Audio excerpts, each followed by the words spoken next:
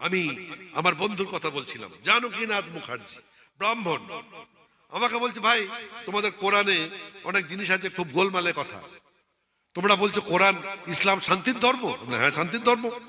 বলে কিছু বাজে কথা রয়েছে ওখানে। কি কথা আছে ভাই? না, ওখানে লেখা আছে যে বিধর্মী দেখো আর ঘাড়ে মারো। হ্যাঁ, কোরআনে আছে। হ্যাঁ, আছে তো। বিধর্মী দেখলেই তাকে ঘাড়ে মারো যাতে সে কাবু হয়ে যায়। তাহলে তুমি এটা অস্বীকার করতে পারো? আমি দেখো, সারা পৃথিবীতে যত ধর্মগ্রন্থ এসেছে কোন ধর্মগ্রন্থ আর খাঁটি নেই। যেমন জাবুর, জাবুর আর খুঁজেই পাওয়া যাবে না। দাউদ আলাইহিসসালামের উপরে এসেছিল। দাউদ আলাইহিসসালামকে বাইবেলে খ্রিস্টানরা কি বলেন? ডেভিড এসেছিল। এই তওরাত, তওরাত যেটা, সেটাও পৃথিবীতে এসেছিল, কিন্তু যে আসল তওরাত, যেটাকে ওরা তোরা বলে, তোরা বা ফার্সিতে জেন্দা বেস্তা বলে, এই নেই। আমি গিয়েছিলাম আমেরিকায়। আমেরিকাতে গিয়ে আমাদেরকে বললো, আপনারা একটা ইহুদিদের মন্দিরে যাবেন? হ্যাঁ, যাবো, চলুন, নিয়ে চলুন। তো সে ওদের যে মৌলভী সাহেব, মৌলানা আলেম, তার নাম হচ্ছে, তাকে বলা হয় রাবাই। আমরা যেমন বলি মুফতি, আমরা যেমন বলি মৌলানা, আমরা যেমন বলি কারি, তেমনি ওদের যিনি প্রধান পুরোহিত তাকে বলা হয় রাবাই। ও ইংরেজিতে কথা বলছেন তো রাবাই, তিনি খুব পণ্ডিত মানুষ। তিনি বললেন, আমি আমেরিকার হয়ে যুদ্ধ করেছি। ওই যখন জাপানে বোমা ফেলা হয়েছিল তখন আমি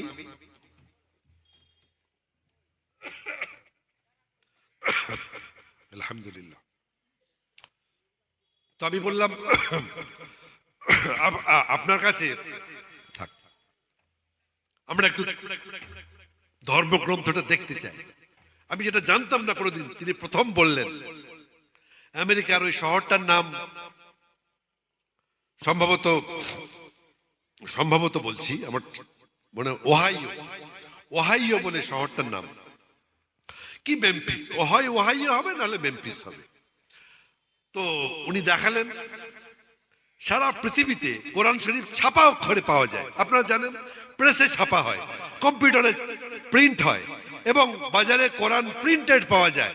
বাট তোরা, the religious book of the Jewish people, it is not available in the market and it is not printed at all.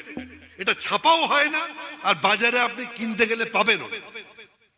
এটা হাতে লেখা হয়, ইট ইজ হ্যান্ড রিটেন, এবং সোনার সোনার পানি ব্যবহার করা হয়।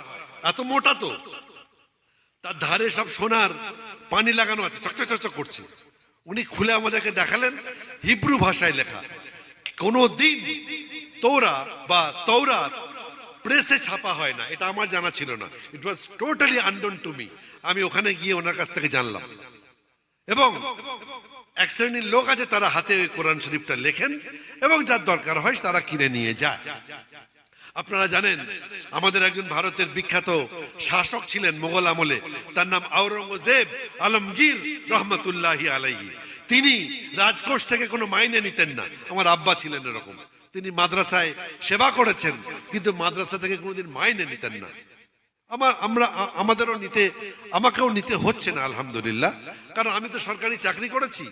তো আমার একটা ভালো মাইনে বেতন সরকার আমাকে দিয়েছেন, ফলে আমার মাদ্রাসা থেকে বা স্কুল থেকে আমাকে কোনো মাইনে নিতে হয়নি।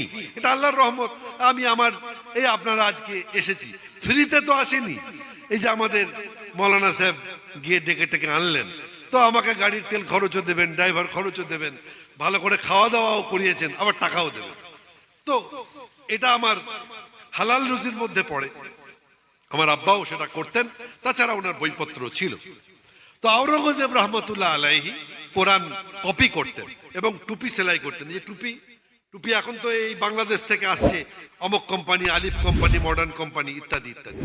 তখনকার দিনে তো সেলাই মেশিন ছিল না, হাতে হতো। সেলাই মেশিন তখন আবিষ্কৃত হয়নি, হলেও আমাদের দেশে সেগুলো খুব একটা বেশি আসতো না। তো আওরঙ্গজেব রহমতুল্লাহ আলাইহি কোরআন শরীফ কপি করতেন আর টুপি সেলাই করতেন, তার থেকে তার সংসার চলতো। তার মেয়ে তার মেয়েও কোরআন কপি করতেন, তার মেয়ে কোরআনের হাফেজা ছিলেন, তার মেয়ের নাম ছিল জেবুন নিসা, তিনিও ওই রকম আল্লাহর ওলি মহিলা ছিলেন। যাই হোক, এই তওরাতের ইতিহাসটা আমরা জানলাম। জানার পরে ওই রাবাইকে জিজ্ঞাসা করলাম যে আপনি এখানে আপনার ধর্মের এখানে অনুসারী কতজন আছে? বলে আমেরিকাতে ইহুদি খুব বেশি নেই, খুব কম আছে, খ্রিস্টান বেশি আছে। তো যারা ইহুদি আছে তারা আমাদের এখানে শনিবার দিন আসে। আপনারা জানেন আমাদের প্রেয়ারের দিন হচ্ছে শুক্রবার, আমরা জুমার নামাজ পড়ি শুক্রবার। কোরআন শরীফে এসেছে ইয়া আইয়ুহাল্লাযীনা আমানু ইযা নুদিয়া লিস-সালাতি মিন ইয়াউমিল জুমআহ ফাসআউ ইলা যিকরিল্লাহ ওয়া যারুল বাই' যালিকুম খায়রুল লাকুম, আছে না কোরআন শরীফে? তো এই জুমার নামাজ একটা খুব গুরুত্বপূর্ণ নামাজ। খুব আজান হয়ে যাওয়ার পরে রহমত বর্ষণ হতে শুরু করে। আপনি যদি আগে যান তো বড় বড় পুরস্কার পাবেন, আর যদি শেষ বেলায় যান তো ছোট ছোট পুরস্কার পাবেন। তো বড় পুরস্কার তারাই পাবেন যারা আজান হয়ে যাবার সঙ্গে সঙ্গে একদম ওযু করে রেডি মসজিদে গিয়ে হাজির হয়ে যাবেন, দিয়ে 2 রাকাত নামাজ পড়বেন। মসজিদের সম্মানে 2 রাকাত নামাজ প্রথম জুম্মার দিন। এই কাজটা আমরা করবো ইনশাআল্লাহ। আর কিছু ধর্মের কথাও তো বলতে হবে। খালি বলবে খালি ইতিহাস বলছিল, আর কি বাংলাদেশ হিন্দু মুসলিম গরু ছাগল এইসব বলছিল, আর তো ধর্মের কথা কিছু বলছিলেন না। ধর্মের কথাও বলতে হবে, এটা বিরাট বড় কাজ। জুমার দিনে আমরা বেশি বেশি করে দরুদ শরীফ পড়ব। বৃহস্পতিবার সূর্য ডোবার পর থেকে শুক্রবার জুমার একদম জুমার দিন সূর্য ডোবার আগে পর্যন্ত খুব দরুদ শরীফ পড়তে হবে। সবচেয়ে ভালো দরুদ শরীফ কোনটা? যেটা নামাজে পড়া হয়, এটা সবচেয়ে উত্তম দরুদ। নবী মুহাম্মদুর রাসূলুল্লাহ সাল্লাল্লাহু আলাইহি ওয়াসাল্লামের উপরে দরুদ যত পাঠাবেন তত আপনার মর্যাদা বৃদ্ধি হবে। একটু বড় আল্লাহুম্মা সাল্লি আলা মুহাম্মাদ যেটা আমি পড়লাম সবার শুরুতে, আর যদি মনে হয় যে না সংক্ষিপ্ত আকারে 100 বার পড়বো তাহলে সাল্লাল্লাহু আলাইহি সাল্লাম বলবেন। যদি মনে হয় আরেকটু বড় করব সাল্লাল্লাহু আলাইহি ওয়া আলিহি ওয়াসাল্লাম পড়বেন। যদি মনে হয় আরেকটু বড় করব সাল্লাল্লাহু আলাইহি ওয়া আলিহি ওয়া সাহাবিহি ওয়াসাল্লাম পড়বেন।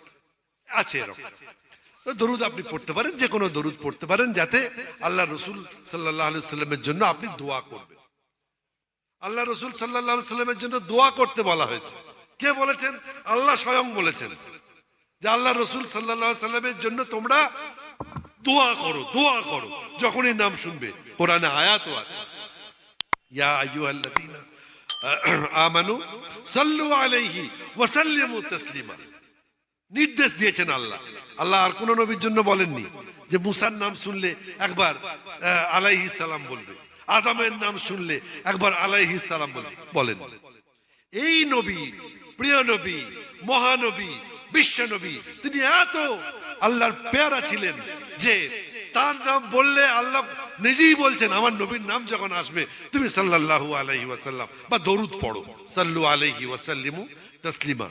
আপনার আমার মর্যাদা বৃদ্ধি হবে, কিন্তু যেন চুমু খাবেন না। কোন চুমুটা?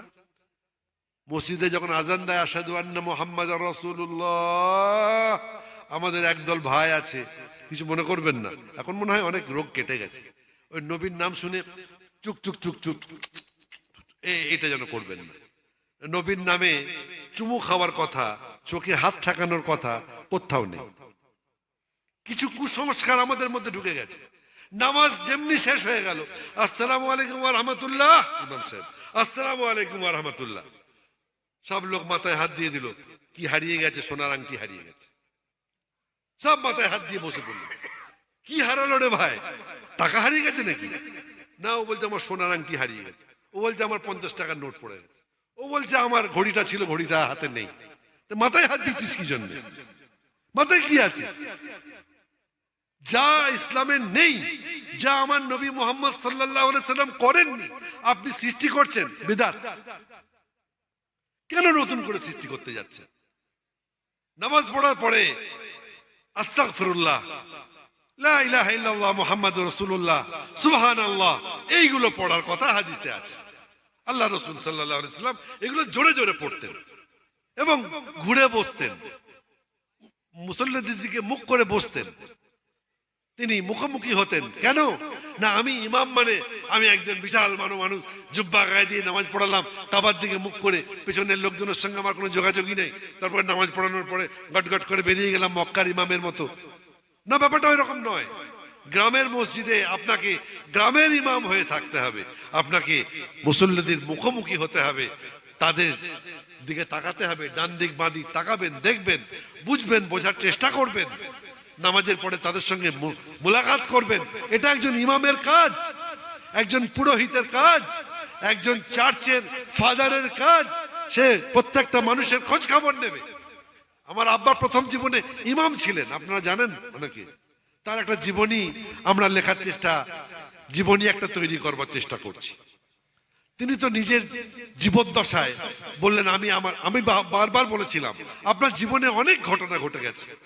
এই 24 পরগনার সোনাখালী, বাসন্তী, ডায়মন্ড হারবার, ওই আপনার ভাঙড় থেকে শুরু করে ছয়ানি, মালঞ্চ, বহু ঘটনা ঘটে গেছে, বহু ঘটনা সাক্ষী।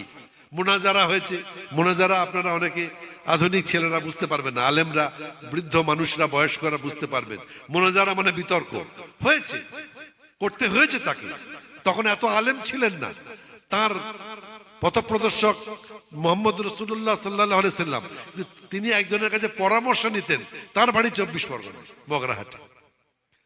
তাকে তিনি মাদ্রাসার প্রেসিডেন্ট করেছিলেন। তিনি ছিলেন অত্যন্ত সৎ এবং অত্যন্ত হকপন্থী মানুষ। হযরত আশরাফ আলী থানভী রহমাতুল্লাহ আলাইহির খলিফা। আমার আব্বা কারোর খলিফা ছিলেন না। বগরাহাটে হযরত বলেছিলেন, মুর্তজা, তোমাকে আমার মুরিদ হতে হবে না। উনি বলেছিলেন, হুজুর আমি আপনার মুরিদ হয়ে যাই? লোকে বলছে আপনি ওনার মুরিদ হয়েছেন। বলে, না, মুরিদ মানে তাকে মেনে নেওয়া, বায়াত হওয়া। বললেন, না, তোমার ওটা হওয়ার দরকার নেই। তিনি ভালো বুঝেছিলেন। তো তিনি তার বলেছিলাম যে আপনি জীবনী লিখুন, অনেক ঘটনা আছে শিরক এবং বিদআত। আপনারা মনে করছেন যে হিন্দু ভাইরা আমাদের শত্রু, খ্রিস্টানরা আমাদের শত্রু। না, আমাদের শত্রু নয়, আমাদের শত্রু আমরা ইসলামকে শেষ করেছি। হাওড়া জেলায়, মুর্শিদাবাদ জেলার ছেলেরা কিভাবে বিপদগামী হচ্ছে, তারা ওই অন্য রাজ্যে চলে যাচ্ছে কাজ করতে গিয়ে।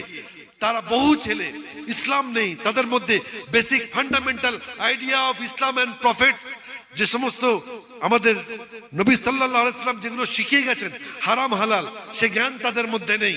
তারা বিয়ার খেয়ে নিচ্ছে, বলছে বিয়ারটা মদ নয়। হ্যাঁ ভাই, বিয়ার যদি মদ না হয় তাহলে মদ কোনটা? তাহলে আমাদেরকে ভুল বোঝানোর জন্য এক শ্রেণীর মানুষ তৈরি হচ্ছে, যারা বলছে তুমি নামাজ পড়বে, তোমার নামাজ তো হবে না। তুমি নামাজ পড়তে গিয়ে তোমার মনে তো দোকানের খেয়াল আসছে। তুমি নামাজ পড়তে যাচ্ছ, তোমার মনে তো তোমার ছেলে অসুস্থ আছে, বারুইপুর হাসপাতালে ভর্তি আছে, তার কথা মনে আসছে।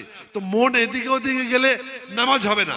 আমি তোমার হয়ে নামাজ পড়ে নেব, আমি তোমার পীর, তুমি আমার খেয়াল রাখবে, ব্যাস। কখনো হতে পারে? হয়েছে? আল্লাহ রাসূল সাল্লাল্লাহু আলাইহি ওয়াসাল্লামের জীবনে এটা ঘটেনি। সেই জন্য আপনাদেরকে, আমাদেরকে সাবধান থাকতে হবে যে আমরা যেন বিপদগামী না হই।